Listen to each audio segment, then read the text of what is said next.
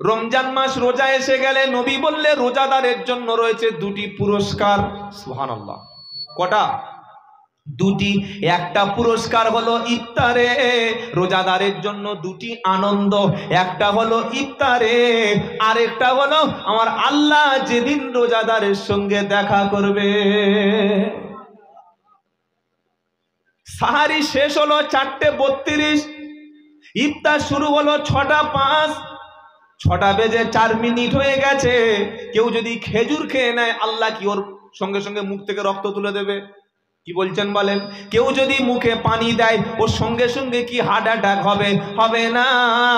আল্লাহ পাক দেখতে চায় বান্দা সময় পর্যন্ত অপেক্ষা করে না।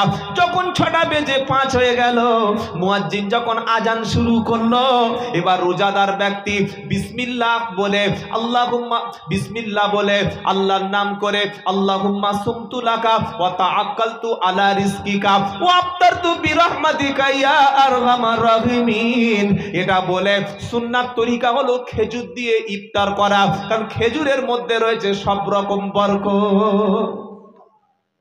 ভিটামিন, প্রোটিন, ফ্যাট, আয়রন, যত রকমের উপাদান তার 70% রয়েছে খেজুরে।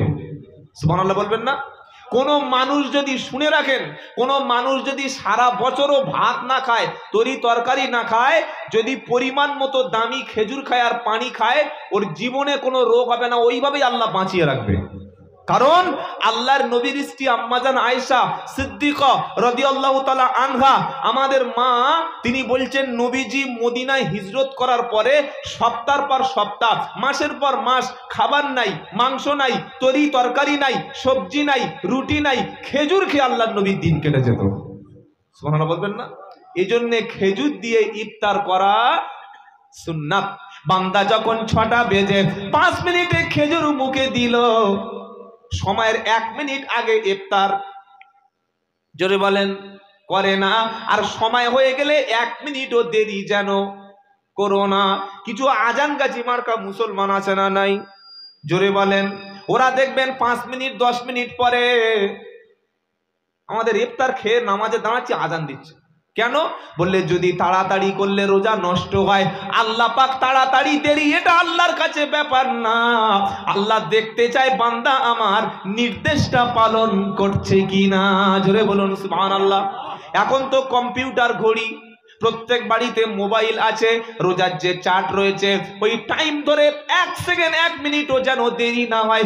সময় যখন হয়ে যাবে, বান্দা যখন ইফতার করবে, আমার আল্লাহ পাক বলে ফেরেশতারা তোমরা সাক্ষী থাকো, তোমরা তো আমি আমার বান্দাকে সৃষ্টি করার সময় বলেছিলাম, আমি আল্লাহ পাক শুনেছিলাম ওয়া ইদ কুল্লালিল মালাইকাতিস জুদুলি আদামা, আমি আমার বান্দাকে বলেছিলাম ইন্নী জাইলুন ফিল আরদি খলিফা।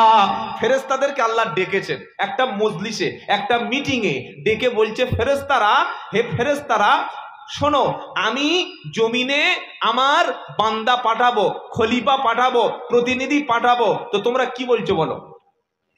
ফেরেশতারা কি বলেছিলেন? ক্বালা, আল্লাহ বললেন ইন্নী জাইলুন ফিল আরদি খলিফা। ফেরেশতারা বলছে ক্বালু আতাজআলু ফিহা মাই ইফসিদু ফিহা ওয়া ইয়াসফিকুদ দিমা ওয়া নাহনু নুসাব্বিহু বিহামদিকা ওয়া নুকদ্দিসু লাক ক্বালা ইন্নী আ'লামু মা লা তা'লামুন। ফেরেশতারা বলল আল্লাহ আপনি তাদের কি পাঠাবেন যারা জমিনে গিয়ে রক্তপাত করবে, ভাই ভাইয়ের বুকে বসে ছুরি চালাবে, ভাই বাপের ছেলে বাপের বুকে বসে গুলি চালাবে, প্রতিবেশী প্রতিবেশীকে হত্যা করবে, একে অপরে অশান্তি করবে, রক্তপাত করবে, খুনোখুনি করবে, হানাহানি করবে, জমি জায়গা ফিশারি জলকর দখল করবে, একে অপরকে মার্ডার করবে, আপনি তাদের কি পাঠাতে চাচ্ছেন? এটা ফেরেশতারা কি করে জানলেন যে মানুষ খুন করবে? বলতে পারবেন? জানা আছে? মানুষ তো আল্লাহ আগে পাঠায়নি, তো ফেরেশতারা কি গায়েব জানে? কি বলছেন বলেন? গায়েবের খবর, অদৃশ্যের খবর, ভবিষ্যতের খবর একমাত্র একজনই জানেন, তিনি কে? আল্লাহ। এমনকি আল্লাহ রসুল পাক সাল্লাল্লাহু আলাইহি ওয়াসাল্লামও গায়েব জানতেন না, আল্লাহ যতটুকু তাকে জানাতেন নবীজি ততটুকুই জানতেন। সুবহানাল্লাহ বলবেন না? এটা হচ্ছে আহলুস সুন্নাতুল জামাতের আকীদা। খুব সাবধানে থাকবেন। অনেক বেরিলি বক্তা আছে, তারা পরিষ্কার বলে যায় যে আল্লাহর নবী সাল্লাল্লাহু আলাইহি ওয়াসাল্লাম তিনি গায়েব জানেন। এই কথাটা বলা মুজাদ্দিদ জামান আবু বকর সিদ্দিক রহমতুল্লাহ, দাদা হুজুর রহমতুল্লাহর ওসিয়াত যার বাড়িতে আছে, পড়ে দেখে নেবেন। তিনি প্রথমের দিকে লিখেছেন যে গায়েবের মালিক একমাত্র আল্লাহ। আল্লাহ ছাড়া কোনো ব্যক্তিকে, কোনো পীর কিংবা ওলিকে কেউ যদি মনে করে হাজির নাজির, সে কাফের হইবে। শুনতে পেলেন? আল্লাহ তার রসুলকে জিব্রাইল দ্বারা যতটুকু গায়েবের খবর জানিয়েছেন, আল্লাহর নবী ততটুকুই বলতে পেরেছেন। বলুন না সুবহানাল্লাহ। তার বেশি নয়। তো ফেরেশতারা তাহলে কি করে বুঝতে পারলেন যে এরা এসে ভাই ভাইকে গুলি করবে, ভাই ভাইয়ের বিরুদ্ধে মিথ্যা মামলা করবে, এরা নামাজ ছেড়ে দিয়ে মদ খাবে, বিবির কাছ থেকে উঠে পতিতাখানায় রাত কাটাবে, কোরআন ছেড়ে দিয়ে তাসের আড্ডায় বসে থাকবে, রাতের ইবাদত বন্ধ করে রাতে গিয়ে গান শুনবে? ফেরেশতারা জানতে পারলো কি করে? তারা তো আর মানুষের আগে আসেনি। কেন জানেন? ফেরেশতাদের একটা এক্সপেরিয়েন্স, অভিজ্ঞতা আছে। কারণ মানুষ পাঠানোর আগে আল্লাহ জিনকে পৃথিবীতে সৃষ্টি করেছিলেন। মানুষের আসার আগে কোন জাতি ছিল? জিন। এই জিনেরা খুনোখুনি, হানাহানি, কাটাকাটি, মারামারি, অশান্তি, আল্লাহর ইবাদত থেকে গাফেল হয়ে যাওয়া, এমন কোনো পাপ নাই যেই বদমাশরা করেনি। ফেরেশতারা জিনদের দেখে তাদের অভিজ্ঞতাটা আল্লাহর কাছে শেয়ার করেছিলেন। আল্লাহকে বলেছিলেন, আল্লাহ জিনরা যেমন আগে যা করেছে এরাও তো সে একই করবে। অলু নুসাব্বিহু লাক, আল্লাহ আপনার তসবিহ, জিকির, যত রকমের ইবাদত সব আমরা আছি। কারা বলছে? ফেরেশতা। ফেরেশতারা বললে আল্লাহ আমরাই করব, সব মানুষ ওই একই কাজ করবে। আল্লাহ কি বলেছিলেন জানেন? ক্বালা ইন্নী আ'লামু মা লা, জানেন না? তা'লামুন। আল্লাহ পাক বলে, ফেরেশতারা আমি আল্লাহ যেটা জানি তোমরা সেটা জানো না। জোরে বলুন। এই বান্দা যখন রমজান মাসে ইফতারের সামনে নিয়ে আঙ্গুর হাতে সামনে আছে, ফল আছে, বেদানা নাশপাতি আছে, আপেল আছে, জুস রয়েছে, সামনে নিয়ে বসে আছে, খায় না, আর 1 মিনিট বাকি আছে, আল্লাহর নির্দেশ না হলে বান্দা মুখে পানি নেবে না, মুখে খেজুর নেবে না। আমার আল্লাহ ওই সময় বলে, ফেরেশতারা তোমরা সাক্ষী থাকো, তোমরা তো বলেছিলে এরা খুনোখুনি করবে, হানাহানি কাটাকাটি করবে, অশান্তি মারামারি করবে। ও ফেরেশতা তোমরা একবার তাকিয়ে দেখো, মসজিদের মধ্যে, মাদ্রাসার মধ্যে, খানকার মধ্যে, ইফতার মজলিসে লক্ষ লক্ষ লক্ষ লক্ষ আমার বান্দা ফজর থেকে সাহারি থেকে ইফতার পর্যন্ত এক ফোঁটা পানি পান করেনি, একটা খাবার পর্যন্ত খাইনি। আমি আল্লাহ যতক্ষণ নির্দেশ না দেব ততক্ষণ খাবে না। আমি আমার বান্দার সমস্ত জীবনের গুনাহগুলি মাফ করে দিলাম। আর আমি আল্লাহ রোজাদারের পুরস্কারটা স্বয়ং আমি আল্লাহ নিজে হয়ে যাব।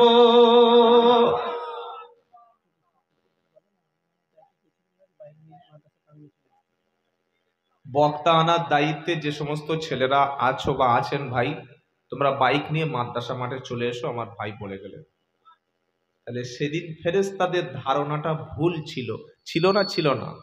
আল্লাহ বলছে, দেখ, এই দেখ, ওরা আপেল সামনে নিয়ে খাচ্ছে, আঙ্গুর খাচ্ছে, নাশপাতি খাচ্ছে, কোল্ড ড্রিঙ্কস সামনে আছে খাচ্ছে। বলছে কই আল্লাহ খায় না তো? বলছে ওটাই হচ্ছে আমার বান্দা। আর যে বান্দা সামনে রেখেও খাইনি, সামনে দেখেও খাইনি, সামনে রেখেও খাইনি, ফলের সেন্ট বার হচ্ছে, ঠান্ডায় কলিজা ফেটে যাচ্ছে, একটু যদি জুসটা মুখে দেয় সারা দিনের তৃষ্ণার্তটা দূর হবে। সামনে চলে এসেছে লস্যি, লস্যি বোঝেন? লস্যি খান না আপনারা? 20 টাকা 25 টাকা গ্লাস। আচ্ছা বলুন তো, প্রচন্ড তৃষ্ণার্ত, প্রচন্ড গরমে ইফতারিতে যেদিন লস্যি থাকে সেদিন কেমন মনে হয়? যদি একবার পাই, যদি একবার পাই, গ্লাস শুদ্ধ চিবিয়ে খাই, মনে হয় না? আমার আল্লাহ বলে, এই বান্দাদের আর কোনো গোনা থাকতে পারে? জোরে বলুন না সুবহানাল্লাহ। এখান থেকে একটা শিক্ষা নিন। সামনে এসছে অথচ খাচ্ছি না। কেন খাচ্ছি না? আল্লাহর নির্দেশ নেই, তাই খাই না। সামনে হারাম নারী আসলে আমি একটু তার দিকে তাকাবো না, তার কাছে একটু বসবো না, তার সাথে গল্প করব না, তার সঙ্গে সম্পর্ক রাখবো না। কেন? আমার আল্লাহ নিষেধ করেছেন। আমার পাশে প্রতিবেশী যদি জমি থাকে, তার জমিতে আমি খোঁটা পুঁতবো না, তার জমি আমি একটু আল ঠেলে চাষ করব না, তার জমিতে আমি একটু এক বিঘত ঠেলে যাব না। কেন? এটা আল্লাহর নির্দেশ। কথা মনে থাকবে ইনশাআল্লাহ। সামনে কোল্ড ড্রিঙ্কস, সামনে জুস, সামনে শরবত খাবো না। কেন? আল্লাহ ওখানে খেলে রোজা ভাঙবে, তাই খাবো না। মদের বোতল, গাঁজার থেকে চুল্লু, আফিম, তাড়ি, বিড়ি, গেঁজা এগুলো খাবো না, কারণ এগুলো খেলে ঈমান ধরে রাখা। সেদিন একজন বলছে, হুজুর বিড়ি খেলে এই ওযু ভেঙে যায়। কি মশলা, আপনি কি বলবেন বলুন। কত রকমের যে শয়তান পৃথিবীতে আছে আপনি ভাবতে পারবেন না। শয়তান একরকম নেই, হাজার রকমের শয়তান আছে। বলছে হুজুর বিড়ি খেলে কি ওযু ভেঙে যায়? বললাম ভাই, ওযু ভাঙা না বা প্রশ্ন না করে, বিড়ি খেলে কিন্তু তোমার ঈমানটা নষ্ট হয়ে যেতে পারে। এমনি তো তোমার মুখের 12টা বেজে যাবে। বা যারা গাঁজা খায়, মদ খায়, তবে এখন আপনারা যারা এসেছেন সব ইমাম সাহেব মানুষ, আল্লাহওয়ালা, এরকম লোক এই জীবনতলা এলাকায় নাই। আর বিশেষ করে আমার শওকতদার এলাকা তো সব আল্লাহর ওলি, ভালো হয়ে গেছে, তাই তো। আল্লাহ আমাদের সবাইকে যেন হারাম কাজ থেকে হেফাজত করুন, চলে বলুন আল্লাহুম্মা আমিন। রমজান এসেছে, একবার যখন হারাম ছেড়ে দিয়েছে আর হারাম খাবো না ইনশাআল্লাহ। তাহলে রোজাদারের জন্য দুটি আনন্দ, একটা ইফতারিতে, আরেকটা যেদিন আল্লাহর মেহমান হবে, চলে বলুন না সুবহানাল্লাহ। আমি অবাক হয়ে যাই, কিছু মানুষ রোজা না রেখে ইফতার করে। কি করে দেখেছেন না? দেখেন নাই? রোজা না রেখে ইফতার করে না? রোজা করেনি, সন্ধ্যাবেলা ইফতার পার্টি হচ্ছে, চল যাই, কাকা ইফতার দিচ্ছে, আমার দাদা ইফতার দিচ্ছে, যাই। একটা মাথায় টুপি দিয়ে সারাদিন খেয়েছে, খেয়ে সন্ধ্যাবেলা হাতে শরবত নিয়ে বসে আছে, এখন খা। কি তুই তো সারাদিন খেয়েছিস, এখন খা, চুপচাপ শরবত ধরে আস। তার মানে বোঝাচ্ছে, দেখো আমিও তোমাদের পার্টির লোক, আমিও তোমাদের, তোমরা যেমন রোজাদার আমিও তেমন। বলেন, وَإِذَا لَقُوا الَّذِينَ آمَنُوا قَالُوا آمَنَّا وَإِذَا خَلَوْا إِلَى شَيَاطِينِهِمْ قَالُوا إِنَّا مَعَكُمْ إِنَّمَا نَحْنُ مُسْتَهْزِئُونَ। সূরা বাকারার ২য় পৃষ্ঠায় আল্লাহ পাক শোনাচ্ছে, কিছু মানুষ সমাজে আছে যারা ভেকধারী, এদিকেও আছে ওদিকে আছে, তাদের নমুনা হচ্ছে তারা মুনাফিক, সব দলে তারা যায়। ওয়াইদা লাকুল্লাযীনা আমানু ক্বালু আমান্না ওয়াইদা খালাউ ইলা শায়াতিনিহিম ক্বালু ইন্না মাআকুম ইন্নামা নাহনু মুস্তাহজিউন। গাঁজার যখন আড্ডা হবে, ড্যান্সের যখন আড্ডা হবে, সিনেমার যখন আড্ডা হবে, ফাংশন যখন হবে, বিশাল বড় হারাম একটা খেলা যখন হবে, এই সমস্ত মুসলমানকে সেখানে পাওয়া যাবে। আবার ইফতার পার্টিতে রোজা না রেখেও মালগুলো বসে যাবে। ঠিক এই কথা আল্লাহ যেন ধরে ধরে বলছে, ওয়াইদা লাকুল্লাযীনা আমানু ক্বালু আমান্না। এরা ঈমানদারদের সঙ্গে দেখা হবে, আলেম ওলামাদের সঙ্গে দেখা হবে, তখন বলবে, ভাই আরে তো আমরা তো তোমাদের লোক, তোমাদের সাথে রোজা করা লোক, আমরা তোমাদের দলের লোক। ওয়াইদা খালাউ ইলা শায়াতিনিহিম। আবার যখন শয়তানদের দলে ভিড়ে যায়, শয়তানের দলে চলে যায়, হারাম অনুষ্ঠানের দিকে যখন চলে যায়, তখন বলে ক্বালু ইন্না মাআকুম, আমরাও তোমাদের সাথে আছি ভাই, ইন্নামা নাহনু মুস্তাহজিউন, আমরা মুসলমানদের সাথে মজা করছিলাম, আসলে আমরা তোমাদের দলে। এ পার্টি রমজান মাসে পেয়ে যাবেন, ইফতার পার্টির লোক। চেষ্টা করবেন এই ইফতার পার্টি বর্জন করার। এটা শুনে অনেকের কষ্ট হবে, হলেও কিছু করার নেই, আপনার ঈমান বাঁচানোর জন্য আমি বলছি।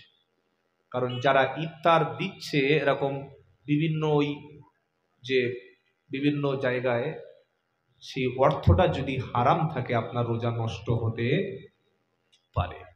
আর চেষ্টা করবেন রমজানে আপনার প্রতিবেশীকে কিছু ইফতার করানোর, ইনশাআল্লাহ বলুন। কেন? রোজাদার ব্যক্তিকে ইফতার করানো রোজার মতো সওয়াব পাওয়া যাবে, জোরে বলুন না সুবহানাল্লাহ। দিল্লিতে জামা মসজিদের সামনে এবং বড় বড় শহরে এমন অনেক পয়সাওয়ালা লোক রয়েছে যারা প্রতিদিন শত শত ব্যক্তিকে ইফতার ফ্রিতে বিতরণ করে, বলুন সুবহানাল্লাহ। আমরা অনেকে রমজানে ইফতার দিই, যেন উদ্দেশ্য থাকে আল্লাহ সন্তুষ্টি হবে।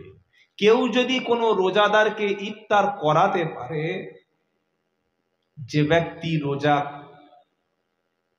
করেছে আর আপনি তাকে ইফতার করিয়েছেন, আপনিও ওই ইফতার করানোর সওয়াবটা রোজাদারের মতো সমান সওয়াব আল্লাহ আপনাকে দিয়ে দিলেন। সুবহানাল্লাহ। শুনে কোনো ব্যক্তি নামাজ পড়বে, কোরআন শোনার পরে তার পরের দিন থেকে কিছু মানুষ দাঁড়িয়ে রাখবে, কোরআন শোনার পরে কিছু মানুষ জান্নাতের রাস্তা বেছে নেবে, কোরআন শোনার পরে কিছু মানুষ আল্লাহর ঘরে চলে আসবে, কোরআন শোনার পরে কিছু মানুষ হেদায়েত নসিব হবে, কোরআন শোনার পরে কিছু মানুষ সুদের রাস্তা ছেড়ে দেবে, আবার কোরআন শোনার পরে কিছু মানুষ গুমরাহি জাহান্নামের খাতায় নাম লিখিয়ে দেবে। সারা জীবন কোরআন শুনেছে আবু লাহাব, নবীর চাচা, কোরআন শুনে তার হেদায়েত হয় নাই। সারা জীবন উতবা কোরআন শুনেছে, আবু সুফিয়ানও কোরআন শুনেছে, আবু লাহাব কোরআন শুনেছে, আবু জাহেল শুনেছে, তারপরেও হেদায়েত নসিব হলো না। আর ওমর ফারুক ঘোর ইসলামের শত্রুকে কোরআন শোনার পরে আমার আল্লাহ ওমর ফারুককে ইসলামের জন্য কবুল করে নিলেন। এবার কারা আবু বকর ওমরের দলে আর কারা আবু জাহেলের দলে একটু বলবো, একটু দেখিয়ে দেবো আপনাদের। প্রথমে একটা একটা করে দেখিয়ে দিই, পরে একটা করে বলছি। এই যে জলসাটা হচ্ছে, এই গ্রামের জলসা না, সমস্ত এলাকার জলসা, সমস্ত এলাকার মানুষের জন্য জলসা। এবার আপনি দেখুন, ঈশার নামাজের পরে আল্লাহ যাদের নসিবে তাকদীরে হেদায়েত রেখেছে, তারা কোরআন শোনার জন্য জান্নাতের বাগানে আল্লাহর মহাব্বতে ওই বান্দাগুলো বসে গেছে। জোরে হবে না সুবহানাল্লাহ? কারণ কপালে কি আছে? হেদায়েত। কপালে কি আছে? হেদায়েত আছে। আবার কিছু মানুষ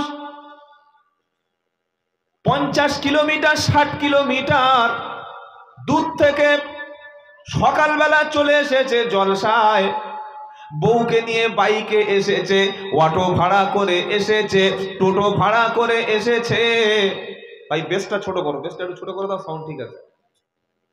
অটো ভাড়া করে, টোটো ভাড়া করে এসেছে। ওরা এসে কিন্তু দেখুন মেয়েদের পিছনে কিভাবে আবু জাহেলের মতো ঘুরছে। কোথায় বলুন তো? ওটা কোথায়? বাজার। তাহলে কোরআন শুনে কিছু মানুষ হেদায়েতের মধ্যে আসলো, আবার কোরআন শুনে কিছু মানুষ গোমরাই হয়ে গেল। এত ভিড়, এত ভিড়, ঢোকার উপায় নাই। আপনি একটা নামাজি লোক যান, ও ঘর পর্যন্ত যেতে যেতে ওযু নষ্ট হয়ে যাবে মেয়েদের চেহারা দেখলে। এরা খ্রিস্টানের মেয়ে না মুসলমানের ঘরের মেয়ে? এদের এতটুকু হুঁশ নাই, এতটুকু জ্ঞান নাই, এতটুকু বিবেক নাই, এতটুকু বুদ্ধি নাই যে ওলামায়ে কেরামরা আসছে, ফুরফুরা শরীফ থেকে হুজুররা আসছে, এতদিন যা করেছি বাইরের ওলামাদের সামনে কিভাবে আমাদের মুখটা, দেহটা, বুকটা খুলে রাখি। একটাও মেয়ের মাথায় কাপড় নাই। এটা কে প্রতিবাদ করবে? যেখানে বলেছি সেখানে জলসায় পয়সাই দেয় নাই। এটা হচ্ছে মুসলমানের অবস্থা। ইমাম প্রতিবাদ করলে চাকরি চলে যাবে, কমিটির লোক যদি ওখানে গিয়ে বাধা দেয়, এগুলি 2-4টে লাশ পড়ে যাবে। কি পড়বে না? পড়বে না? এটা হচ্ছে আমাদের অবস্থা। এই হচ্ছে বর্তমান অবস্থা। তো কাদেরকে আল্লাহ হেদায়েত করবেন? যারা সত্যটাকে জানার চেষ্টা করে, সত্যটাকে বোঝার চেষ্টা করে, সত্যটাকে মানার চেষ্টা করে। কোরআন সত্য, আল্লাহ সত্য, রসুল সত্য, নবী সত্য, ইসলাম সত্য, দ্বীন সত্য, ওলামারা হক, এটাকে জানার পরে, এটাকে শোনার পরে যারা সেদিকে আসে, অন্তরটা গ্রহণ করে, অন্তর দিয়ে আল্লাহ তাদের হেদায়েত নসিব করে দেন। জোরে বলুন না সুবহানাল্লাহ। ওখানে আওয়াজ হচ্ছে ছাগল কুকুরের মতো, বাদাম চিবুচ্চার, বলছে জলসা এসছি। কবরে গেলে পাছা ফাটিয়ে দেবে কবরে। বাদাম চিবাচ্ছে, জিলাপি খাচ্ছে, বেলুন ওড়াচ্ছে, আর বলছে জলসা শুনছে। ওটা জলসা শোনা হলো? ও তো ছাগলে ঘাস খাওয়ার মতো হলো, ও তো কুকুরে দাঁড়িয়ে পেচ্ছাপ করার মতো হলো। আল্লাহ এইরকম ছাগল গরুর জীবনে হেদায়েত করেন না। হেদায়েত মানুষ হয়, ছাগল গরু হেদায়েত হয় না। যারা ইসলাম শুনে আসে না তারা মানুষ না। আল্লাহর নবী যখন অত্যাচারিত হচ্ছিলেন মক্কার জমিনে, একদিন আল্লাহর নবী হাত তুলে দোয়া করেছিলেন, বিশেষ করে নাম ধরে। তার নাম হচ্ছে হযরতে ওমর ফারুক রাদিয়াল্লাহু তাআলা আনহু। জোরে বলুন না সুবহানাল্লাহ। এত নির্যাতন হচ্ছে নবী সাহাবারা, কারণ কাফেরদের দল ভারী, শয়তানের দল ভারী, বাতিলের দল ভারী। যারা না হোক পৃথিবীর শুরু থেকে আজ পর্যন্ত তাদের দল কি বলছেন, ভারী না ভারী না? ভারী। বেনামাজির দল ভারী না নামাজির দল ভারী? বেনামাজি। সুদখোরের দল ভারী না হালাল করের দল ভারী? সুদখোর। গ্রামে যদি 100 মুসলমান থাকে, 90 জন বউকে লোনে পাঠায়, বন্ধনে পাঠায়। এই জলসা করলে আমার টাকা পয়সার কিছু দেবে না, বলে লাভ নাই বাবা, একে আমার এখন অভাব চলছে, তাই তো নাকি বলবো? আপনারা বলতে না বললেও বলবো। একবার তাকবীর দেন, নারাই তাকবীর, নারাই তাকবীর। আসুক না যত বাধা, যত ঝড় সাইক্লোন, রসুলের কথা মোরা বলবো। তাকবীর, নারাই তাকবীর। আসুক না যত বাধা, যত ঝড় সাইক্লোন, কোরআনের পথে মোরা চলবো, কোরআনের পথে মোরা চলবো। এ জীবন বাজি রেখে বাংলার জমিনে মোরা ইসলামের পথে থাকবো। তাকবীর। মোরা কামানের মুখোমুখি দাঁড়িয়ে, মোরা রাইফেলের মুখোমুখি দাঁড়িয়ে আল্লাহু আকবার বলবো। আসুক না যত বাধা, যত ঝড় সাইক্লোন, রসুলের পথে মোরা চলবো। এ জীবন বাজি রেখে বাংলার জমিনে মোরা ইসলামের সাথে মোরা চলবো। কারণ আমাদের এই হৃদয়ে আল্লাহ এবং তার রসুলের ভালোবাসা আছে। জোরে বলুন। কার ভালোবাসা এসেছি? আল্লাহ, রসুল এবং মাদ্রাসা মসজিদের ভালোবাসা, হাক্কানি আলেম ওলামাদের ভালোবাসা। বলুন না সুবহানাল্লাহ। আর বাজারে যে মালগুলো ঘুরছে, প্রত্যেকে মেয়েদের কাছে দেখি ফোন নাম্বার দিচ্ছে। চিন্তা করতে পারেন? সেদিন একজন লোক আমার বলছে, হুজুর, কটা লোক মাথায় টুপি দিয়ে চাঁদা তুলতে এসছে, মাদ্রাসার চাঁদা তুলে, যেই ওই চাঁদার এক বাটি করে চাল দিচ্ছে মেয়েরা, ওই চালের বাটিতে একটা করে ফোন নাম্বার লিখে দিচ্ছে। আল্লাহ পছন্দ এই আপনাদের এই ঢোসার দিকে। চিন্তা করতে পারছেন? মুসলমান, আজকে জলসাগুলো শয়তানের আখড়া হয়ে গেছে। আল্লাহ আমাদেরকে বাঁচার তৌফিক দান করুন। আচ্ছা বাবা, যারা একবার আসছেন একটু সামনের দিকে একটু আগে আসুন, আমি বক্তব্যটা শুরু করতে সুবিধা হবে। আসেন একটু সামনের দিকে, দয়া করে আগে আসেন। মুরব্বী মানুষ তো, আমি আপনাদের আদেশ দিতে পারি না, একটু মানে অনুরোধ করতে পারি। আসুন আর জিকির করুন, লা ইলাহা ইল্লাল্লাহ, লা ইলাহা, লা ইলাহা ইল্লাল্লাহু। তাহলে আল্লাহর নবী মুহাম্মদ মুস্তাফা সাল্লাল্লাহু আলাইহি সাল্লাম মক্কার জমিনে অত্যাচারিত হয়ে হয়ে, মার খেয়ে খেয়ে, সাহাবারা মার খেয়ে খেয়ে যখন দেখলেন আর ইসলামের অনুসারীদেরকে মক্কার জমিনে বাঁচানো কঠিন, নবী দোয়া করেছিলেন, দোয়ায় কি ছিল? আল্লাহুম্মা আইজ্জিল ইসলামা বে উমার। সুবহানাল্লাহ। আয় আল্লাহ, উমরের দ্বারায় ইসলামকে আপনি শক্তিশালী করুন। জোরে বলুন না সুবহানাল্লাহ। আল্লাহ ডাইরেক্ট কোনো কাজ তিনি করেন না, কোনো মাধ্যম দিয়ে, কোনো বান্দাকে দিয়ে, কোনো কিছু দ্বারাই তিনি করিয়ে নেন। সুবহানাল্লাহ বলবেন না? আচ্ছা, আল্লাহ সুবহানাহু তাআলা তিনি কোনো মানুষের পেটে, কোনো মেয়ে ছেলের পেটে বাচ্চা ডাইরেক্ট দিতে পারেন না পারেন না? অনেকে মনে করছে কি ব্যাপার, স্বামী ছাড়া বাচ্চা হয়? হয় না? মারিয়াম ঈসা আলাইহিস সালামের মা, স্বামী ছিল না। আল্লাহ পেরেছেন না পারেন নাই? পেরেছেন। আল্লাহ মানুষ তৈরি করবে, বাপেরও দরকার নাই, মায়েরও দরকার নাই, একটু মাটি হলে হবে। পারে? কাকে করেছেন? আমাদের সবার পিতা হযরতে আদম আলাইহিস সালাম। বলুন সুবহানাল্লাহ। তো আল্লাহ ইচ্ছা করলে কাউকে ডাইরেক্ট করতে পারেন, কিন্তু তার সুন্নাত হলো, আল্লাহর সুন্নাত মানে আল্লাহর নিয়ম, তার তরিকা হলো তিনি কোনো ব্যক্তিকে দিয়ে কিছু খেদমত করিয়ে নেন। আর আল্লাহ যখন কিছু করার ইচ্ছা করেন, কিছু করার মতো তিনি করবেন সিদ্ধান্ত করেন, তখন কিছু বলতে হয় না। কি করে?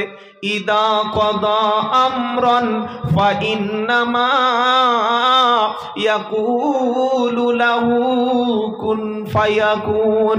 আমার আল্লাহ পাক বলেন, আমি যখন কিছু করার ইচ্ছা করি, আমি যখন কোনো কিছু করার সিদ্ধান্ত করি, শুধু বলি কুন বলার সাথে সাথে কাজটি আল্লাহ তাআলা সম্পন্ন করে দেন।